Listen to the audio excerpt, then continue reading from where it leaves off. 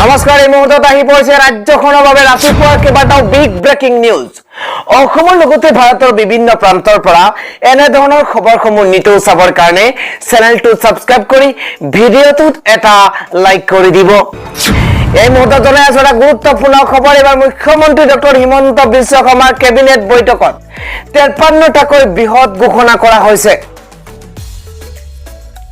যোৱা বছৰ 31 ডিসেম্বৰত বিলুপ্তি ঘটোৱা হুজাই বিশ্বনাথ তামুলপুৰ আৰু বজালি জিলা নতুন ভৌগোলিক পৰিসীমাৰে কালি নতুনকৈ গঠন কৰা হৈছে গুৱাহাটীৰ খাৰগুৰিস্থিত ব্ৰহ্মপুত্ৰৰ অতিথিশালত কালি মুখ্যমন্ত্ৰী ডক্টৰ হিমন্ত বিশ্ব শৰ্মাৰ অধ্যক্ষতাত অনুষ্ঠিত বৰ্তমানৰ চৰকাৰখনৰ 100 সংখ্যক কেবিনেট বৈঠকে উক্ত 4খন জিলা পুনৰ গঠনৰ সিদ্ধান্ত গ্ৰহণ কৰিছে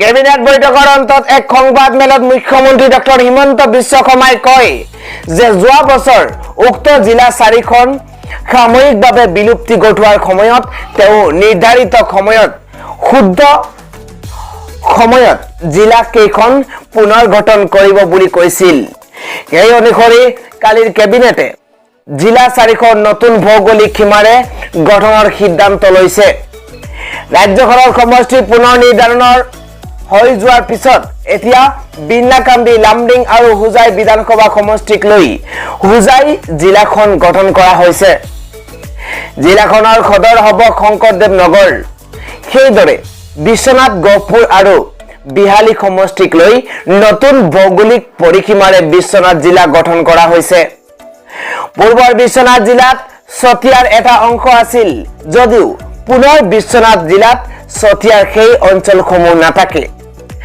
একেদৰে তামুলপুৰ আৰু গুৰেশ্বৰ বিধানসভা সমষ্টিক লৈ তামুলপুৰ জিলা গঠন কৰা হৈছে অনুৰূপ ধৰণে বজালি আৰু ভবানীপুৰ খৰবুক বিধানসভা সমষ্টিক লৈ বজালি জিলা গঠন কৰা হৈছে ইপিনে কালিৰ কেবিনেটে 24টা মহকুমাৰ বিলুপ্তি ঘটাই 81খন উপজিলা গঠনৰ প্ৰস্তাৱত অনুমোদন জনাইছে একগৰাকী অতিৰিক্ত উপায়ুক্তৰ তত্ত্বাৱধানত থাকিব উপজিলাসমূহ নতুনকৈ গঠন কৰিবলৈ লোৱা 81খন উপজিলা হৈছে ধুবুৰী জিলাৰ গোলকগঞ্জ গৌৰীপুৰ বিৰসিংজুৰা আৰু বিলাসীপাৰা গোৱালপাৰা জিলাৰ জলেশ্বৰ গোৱালপাৰা পশ্চিম দুধনৈ বঙাইগাঁও জিলাৰ অভয়াপুৰী খিজনগ্ৰাম বৰপেটা জিলাৰ ভবানীপুৰ খৰভুক মন্দিয়া চেঙা পাকা বেতবাৰী কামৰূপ জিলাৰ সমৰিয়া বকু ছয়গাঁও পলাশবাৰী ৰঙিয়া কমলপুৰ কামৰূপ মহানগৰ জিলাৰ দিছপুৰ দুমৰিয়া নিউ গুৱাহাটী জালুকবাৰী নলবাৰী জিলাৰ বৰক্ষেত্ৰী টিহু দৰং জিলাৰ চিপাজাৰ দলগাঁও মৰিগাঁও জিলাৰ জাগিৰোড লাহৰীঘাট নগাঁও জিলাৰ ধিং ৰূপহীঘাট কলিয়াবৰ চামুগুৰি বৰমপুৰ ৰহা হুজাই জিলাৰ বিন্নাকান্দি লামডিং শোণিতপুৰ বিশ্বনাথ জিলাৰ ডেকিয়াজুলি বৰছলা ৰঙাপাৰা নদুৱাৰ বিহালী গহপুৰ লখিমপুৰ জিলাৰ বিহপুৰীয়া ৰঙানদী নাওবৈচা ডকুৱাখনা ধেমাজি জিলাৰ চিচিবৰগাঁও জোনাই তিনিচুকীয়া জিলাৰ খদিয়া ডুমডুমা মাৰ্ঘেৰিটা ডিবগৈ মাকুম ডিব্ৰুগড় জিলাৰ চাবুৱা লাহুৱাল খুৱাং দুলিয়াজাং টিংখাং নাহৰকটীয়া চৰাইদেউ জিলাৰ মাহমৰা শিৱসাগৰ জিলাৰ ডিমৌ নাজিৰা যোৰহাট জিলাৰ টিয়ক মৰিয়নি তিতাবৰ গোলাঘাট জিলাৰ দেৰগাঁও বোকাখাট খুমটাই সৰুপতাৰ কাছাৰ জিলাৰ লক্ষীপুৰ উদৰবন কাঠিগড়া বৰখলা খুনাই ধলাই হাইলাকান্দি জিলাৰ আলগাপুৰ কাটলিচেৰা কৰিমগঞ্জ জিলাৰ কৰিমগঞ্জ দক্ষিণ পথাৰকান্দি ৰামকৃষ্ণনগৰ কেইদৰে সদৰ উপজিলা হিচাপে গঠন কৰা হৈছে ধুবুৰী দক্ষিণ চালমাৰা পূব গোৱালপাৰা বঙাইগাঁও বৰপেটা হাজো শুৱালকুছি বজালি গুৱাহাটী চেন্ট্ৰেল, নলবাৰী, মংগলদৈ, মৰিগাঁও, নগাঁও, বৰহাট্টা, তেজপুৰ, বিশ্বনাথ, লখিমপুৰ, ধেমাজি, তিনিচুকীয়া, ডিব্ৰুগড়, সোণাৰী, শিৱসাগৰ, যোৰহাট, গোলাঘাট, শিলচৰ, হাইলাকান্দি আৰু কৰিমগঞ্জ উত্তৰ।